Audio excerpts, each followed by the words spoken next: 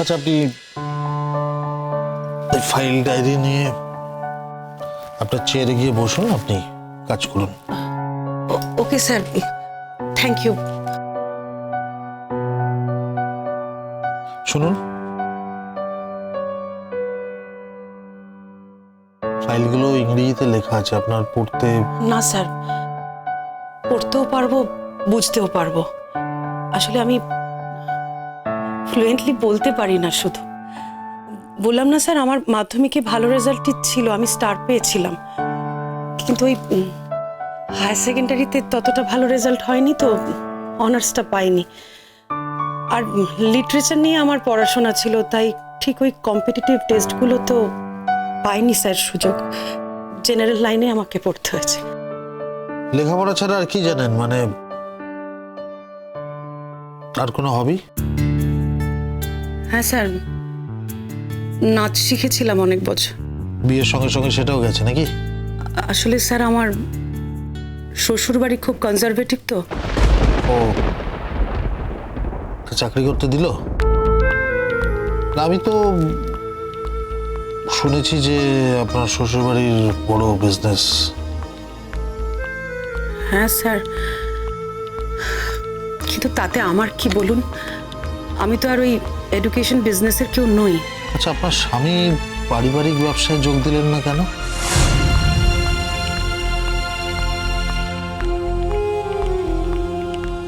অসুবিধে ছিল বলে। আমেরিকা ছেড়ে এখানে আসা ওর পক্ষে অসুবিধের। আসলে ওখানে ওর একটা এস্টাবলিশমেন্ট আছে, তো যে মেয়ের সঙ্গে ও ওখানে থাকে তাকে আসলে আমার হাজবেন্ডের বাড়ির লোক কখনোই গ্রহণ করেনি, পছন্দ করতো না। সেই জন্য বাধ্য হয়ে আমাকে বিয়েটা করেছিল, তারপর আবার চলে যায়। তাই বললাম স্যার, মানে আমি শুনেছিলাম ও আইটি সেক্টরে আছে, সঠিক জানা নেই তো। বিয়ের পর থেকে কখনো দেখাও হয়নি আর কথাও হয়নি। সরি স্যার,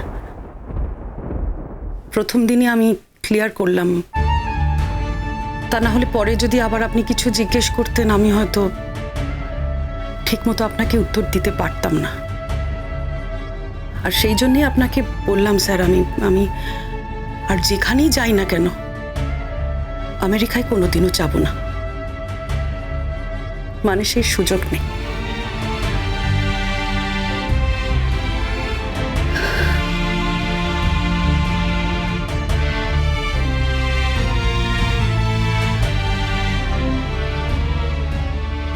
আপনি কি ডিভোর্সি?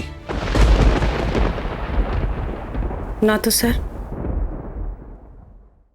আমি খাতায় কলমে বিবাহিত।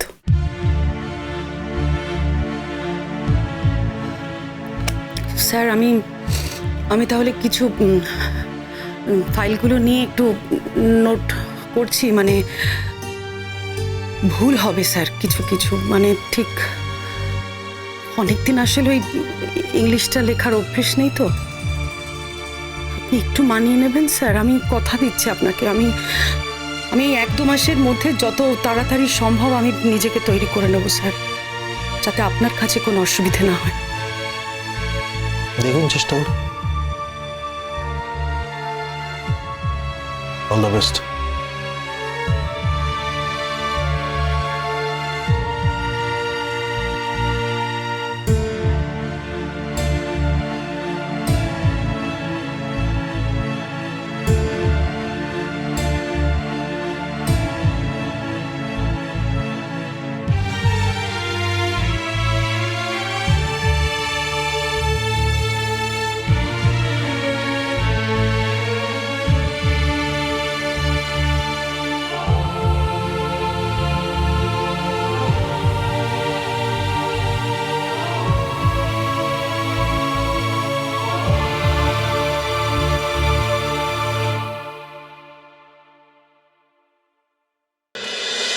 শোনো মা, শনিবার জয়শ্রীর বাড়িতে ইনভিটেশন আছে। হ্যাঁ, আমরা নাইট স্টে করবো, কেউ বাড়ি ফিরবো না।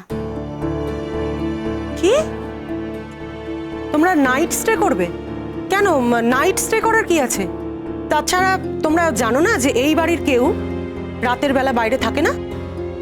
না না না না না, কে থেকেছে কে থাকেনি সেটা আমরা কেন জানতে যাব?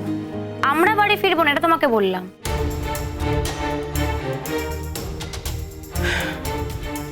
মা, আগেও তো এই বাড়িতে অনেক কিছুই হতো না, কিন্তু এখন তো সেগুলো হচ্ছে।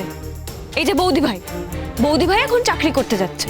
তুমিই বলো না, আগে এই বাড়ির বউরা বাইরে চাকরি করতে যেতে পারতো? আর মোহর, ও তো সমানে এ বাড়ি ও বাড়ি যাচ্ছে, ও পড়তে যাচ্ছে। তাহলে বাড়ির এক একজনের ক্ষেত্রে এক একটা নিয়ম হওয়া কি উচিত? তুমিই বলো। শোনো, এক একজনের ক্ষেত্রে না এক এক রকম কোনো নিয়ম নেই। একজন বাইরে পড়াশোনা করতে যাচ্ছে, একজন বাইরে চাকরি করতে যাচ্ছে। তার সাথে তোমাদের দুজনের ওই রাতের বেলা বাইরে থাকা, এই দুটোর না আকাশ পাতাল তফাৎ আছে। শোনো, রাত্রির বেলা বাইরে থাকা যাবে না। তুমি বললেই তো আর হলো না সেটা। তাই নাকি? আমি বললে হলো না? তাহলে যাও না, যাও, জেঠুমনির পারমিশন নাও। জেঠুমনি যদি হ্যাঁ বলে দেয় তাহলে তো আমার না করার কোনো কারণ নেই। উফ, মা তুমি শুধু শুধু অশান্তি কেন করছো? আচ্ছা তুমি বলো, জেঠুমনির তো শরীর খারাপ, কেন বেকার বেকার অশান্তিতে ডাকবে বলো? তোমার এসব জানাবে কেন? বাবা, জেঠুমনির শরীর খারাপ এটা এতদিন পরে মনে পড়লো? কতবার খবর নিয়েছো জেঠুমনির? একবারও জেঠুমনির ঘরে গেছো দেখতে? একবারও তো খোঁজ খবরে নাওনি। আর এখন এত বড় বড় কথা বলছো। শোনো, আমি একা কোনো দায়িত্ব নিতে পারবো না। আচ্ছা হয়েছেটা কি? সব বন্ধু বান্ধবরা আসবে, আমরা একটা দিন একটু সবাই মিলে আনন্দ করব। আর তাতে কি হয়েছে? যেতেই তো পারি, সবাই তো আসবে, একটা রাত থাকতে পারবো না? ওদের বাড়িতে তোমরা কতজন মিলে একসাথে থাকবে? আমাদেরই বারবার থাকতে বলেছে। আসলে আমরা তো ওর খুব ক্লোজ, সেই জন্য। কিছু মনে করো না।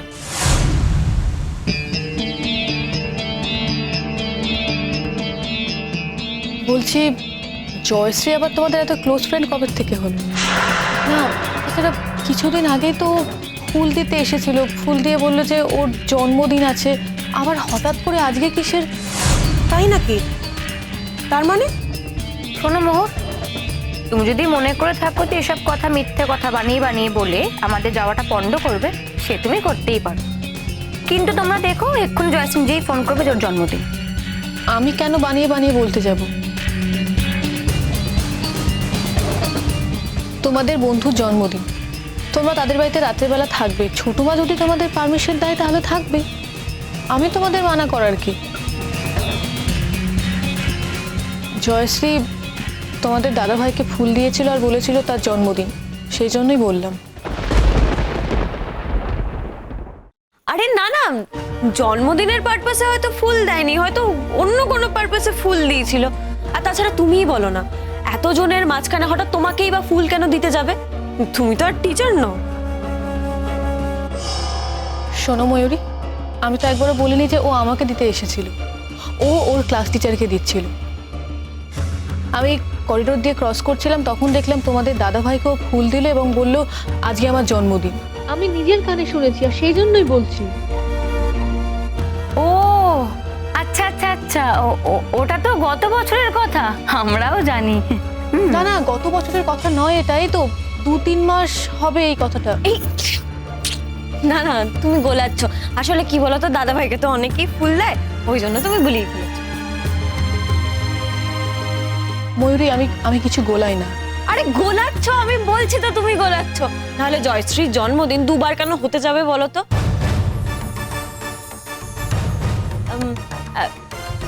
এটাও হতে পারে যে আগে জন্মদিন হয়ে গেছে আর ওর বাবা পার্টিটা এখন দিচ্ছে। যাই হোক, ওর বাবা বা দিদি ফোন করে বলতে পারে। হ্যাঁ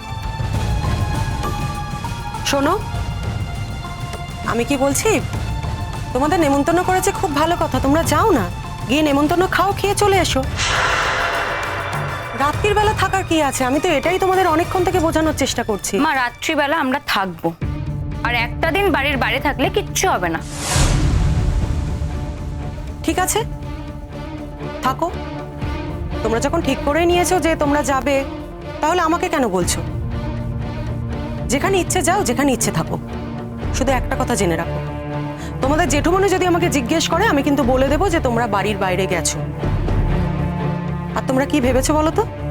তোমাদের জেঠুমনি আমাকে জিজ্ঞেস করলে আমি জেঠুমনিকে মিথ্যে বলে তোমাদের বাইরে ছেড়ে দেবো, তাই তো? ঠিক আছে, তুমি যদি রাজি না হও তাহলে আমরা জেঠুমনির সাথেই কথা বলবো, আর আমি জেঠুমনিকে ঠিক ম্যানেজ করে নেবো। এই তোমরা না বড্ড বেশি বাড়াবাড়ি করো জানো তো। না এই বাড়িতে তো একই বয়সে আরেকটি মেয়েও আছে, সে সব কিছু করতে পারে আর আমাদের বেলাতেই যত দোষ।